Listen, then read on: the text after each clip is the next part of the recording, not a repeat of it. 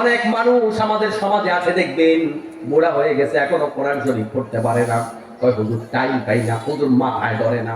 মাথায় ধরে না বলার মতো মুরব্বী কম নাই। এই মুরব্বী 10 কানি জায়গা কিনছে মাথা খাড়াইয়া। এই মুরব্বী দাগন দিয়া বাড়ি করছে মাথা খাড়াইয়া। এই মুরব্বী ছেলে একটারে আমেরিকা পাঠাইছে, একটা অস্ট্রেলিয়া পাঠাইছে, একটা জাপান পাঠাইছে, নিজে কিন্তু মূর্খ। নিজে মূর্খ হয়ে এত কিছু করতে পারছে, শুধু সূরা ফাতিহার অর্থ ওনার মাথায় ঢুকে না। কয় হুজুর মাথায় ঢুকে না। এই কথা বলার সাথে সাথে ফেরেশতারা পিটাইয়া মাথা ভাড়া ফেলবে। মুগুরের বাড়ি একটাও কম করবে না, মাথায় ঢুকে না বলা যাবে না। আল্লাহ রাব্বুল আলামিন বলেন ওয়া নুয়াসসিরুল কুরআনা লিয-যিকর, বুঝার জন্য আমি কোরআনকে সহজ করেছি। আল্লাহ বলে সহজ, আপনি বলতেছেন কঠিন। আপনি কত শত ফোন নাম্বার মুখস্থ পারেন, কত হাজার জায়গার নাম মুখস্থ পারেন, কত হাজার মানুষ আপনি চিনেন, কত মানুষের কণ্ঠ আপনি মুখস্থ জানেন। আপনার মাথায় অনেক কিছু ঢুকে, দেন দরবারে কেমনে কাইট দেয়া লাগে আপনি খুব ভালো বুঝেন। আপনি সব বুদ্ধি আপনার মাথায় ঢুকাইছেন, শুধু কোরআন শরীফ সূরা ফাতিহা পারি না, শুদ্ধ করে পড়ার টাইম পাই না। সবকিছুর টাইম আছে, এটা করার টাইম পান না।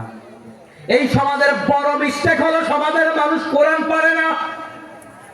মুসলমান ভাইয়ের আপনাদেরকে একটা কথা স্পষ্ট বলে যায়, মাথায় ভালো করে ঢুকান, হৃদয়ের কান দিয়ে শোনেন। আপনি কোরআন পারেন না, জান্নাতে যাওয়ার আশা আজ থেকে ছেড়ে দেন। কোরআন না পেরে জান্নাতে যাবেন এই আশা আপনি করেন না। কোরআনুল কারীমটা আপনি আমি দেখতে পাচ্ছি মৃত। এই কোরআনুল কারীম আল্লাহর দরবারে দাঁড়িয়ে যাবে। বিশ্বনবী সাল্লাল্লাহু আলাইহি ওয়াসাল্লাম বলেন আন্নাল কুরআনা বাহিলুল মুসাদ্দাক শাফিউল মুশাফফা মান জাআলাহু আমামা কাদাহু ইলাল জান্নাত ওয়া মান জাআলাহু খালফা সাকাহু ইলান নার।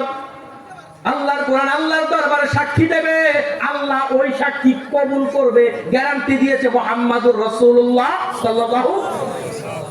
রাসূল গ্যারান্টি দিয়েছে, কোরআন সাক্ষী দিবে যে কোরআনকে সামনে রেখে পথ চলেছে, এ কোরআন তাকে সাক্ষী দিয়ে দিয়ে জান্নাতে ঢুকায় ফেলবে। আর যে ব্যক্তি কোরআনকে পেছনে রেখেছে, আল্লাহর কোরআন তার বিরুদ্ধে সাক্ষী দিয়ে দিয়ে তার জাহান্নামে ঢুকাবে। আল্লাহর নবী গ্যারান্টি দিয়েছে, কোরআন যা বলবে আল্লাহ তা শুনবে। এখন আপনি যে কোরআন চিনেন না, কোরআন যে আপনারা চিনে না, মুসলমান ভাই এখানে হঠাৎ করে একটা লোকের কেউ পায়দা কিটা দিছে, আমি দৌড়ে গিয়া বললাম ভাই আমি তাকে চিনি, ভালো মানুষ, আপনারা যা ভাবছেন তা নাই, লোক শোন না। আমি চিনার কারণে তার পক্ষে হয়তো সাক্ষী দিব, কিন্তু লোকটা যদি আমার অপরিচিত হয়, আমি কি যাই হঠাৎ করে বলবো লোকটা ভালো মানুষ? আমি তো তারা চিনি না, আমি ভালো মানুষ বলবো কি করে? আপনাকে তো কোরআন চিনে না, কোরআনের সাথে আপনার পরিচয় নাই, কোরআনের সাথে আপনার সম্পর্ক নাই। এই কোরআন চিনি বলে আপনার পক্ষে সাক্ষী দিবে না, বরং কোরআন এমন এক অ্যাডভোকেট হাসরের মাঠে হবে, কোরআন দ্বিমুখী সাক্ষী দিবে, কারোর পক্ষে আবার কারোর বিপক্ষে। সম্পর্ক না থাকলে আপনার বিপক্ষে সাক্ষী দিবে। শুধু তাই নয়, হাসরের মাঠে যেদিন নবীরা পর্যন্ত কোনো কথা বলতে পারবে না, লা ইয়াতাকাল্লামুনা ইল্লা মান আযিনা লাহুর রহমান ওয়া ক্বালা সাওয়াবা। হাসরের মাঠে কেউ কথা বলতে পারবে না, আল্লাহর অনুমতি ছাড়া কোনো ফেরেশতা কথা বলবে না। নবীরা পর্যন্ত ইয়া নাফসি বলবে। আল্লাহ রাব্বুল আলামিন যেদিন কাহ্হার হয়ে যাবে, মহাপরাক্রমশালী হয়ে যাবে, সেদিন ফেরেশতারা কথা বলবে না, নবীরা কথা বলবে না। আল্লাহর নবীরা উপরের দিকে তাকাবার সাহস করবে না, মাথা নিচের দিকে দিয়ে রাখবে এবং চেহারা ঢেকে রাখবে হাত দিয়ে। আল্লাহকে চেহারা দেখাবার সাহস পর্যন্ত করবে না। সেই ভয়াবহ দিনে আল্লাহর কোরআনকে আল্লাহ পাক এমন পাওয়ার দিবে, কোরআন শুধু কথা বলবে না, কোরআন আল্লাহর সাথে তর্ক করবে। যেদিন কারোর কথা বলার পাওয়ার নাই, সেদিন কোরআন তর্ক করবে, আল্লাহ তুমি এই বান্দারে জান্নাত দিবা না কেন বলো? আল্লাহু আকবার। আল্লাহ রাব্বুল আলামিনকে বলবে তুমি তারে জাহান্নামে ঢুকাইবা না কেন বলো? তার সাথে আমার সম্পর্ক নাই, ওরে জাহান্নামে ঢুকাও। যেদিন কেউ কথা বলতে পারবে না, সেদিন কোরআন আল্লাহর সাথে কেবল কথা বলবে না, আল্লাহর সাথে তর্ক করবে। আল্লাহ পাক কোরআনকে সেদিন এমন ক্ষমতাই দিবে। এখন আপনি বলেন, কোরআনের সাথে সম্পর্ক না রেখে জান্নাতে যাওয়ার কোন রাস্তা আছে নাকি? আপনি চাকরি বাকরি সব করার সময় পান, কোরআন করার সময় পান না।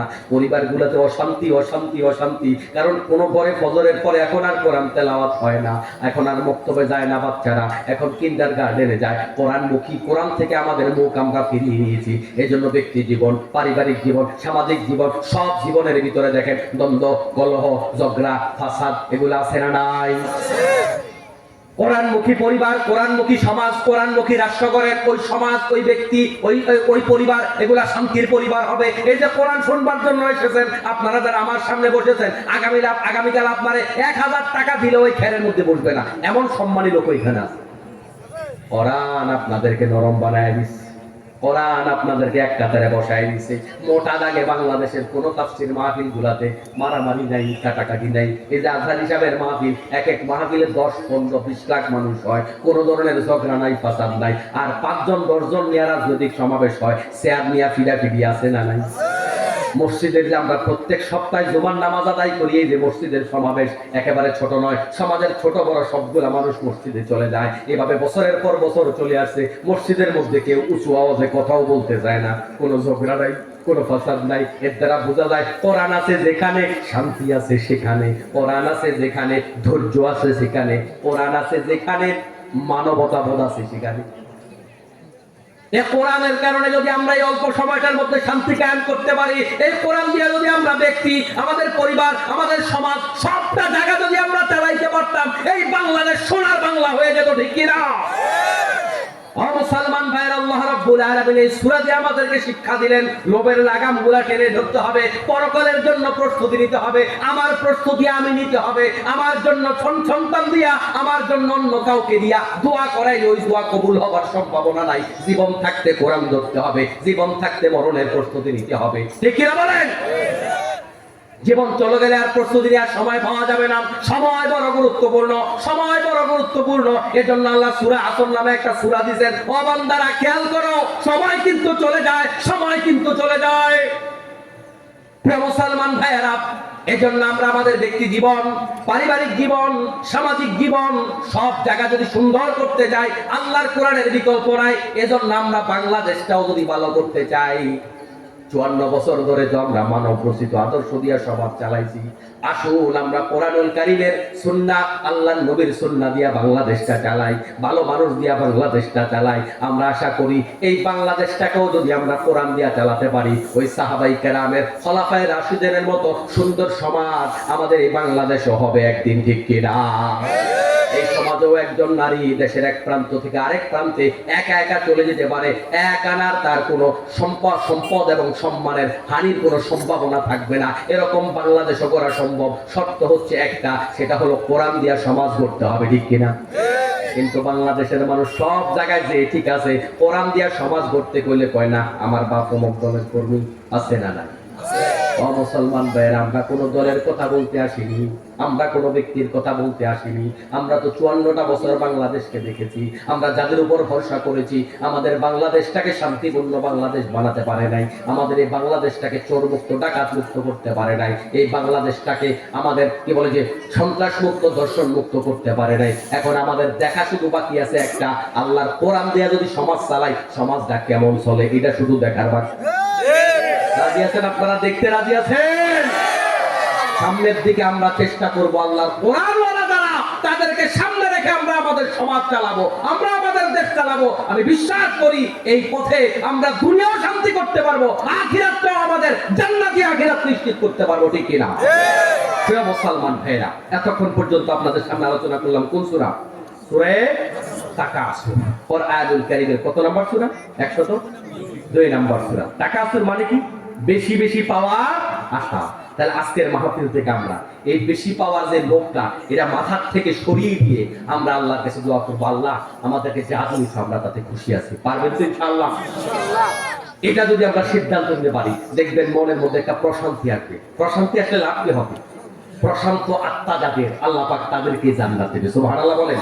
এজন্য আল্লাহ হাশরের মাঠে ডাকবেন, ইয়া আইয়াতুহান নাফসুল মুতমাইন্নাহ ইরজিই ইলা রাব্বিকি রাদিয়াতাম মারদিয়া ফাদখুলি ফি ইবাদি ওয়াদখুলি জান্নাতি।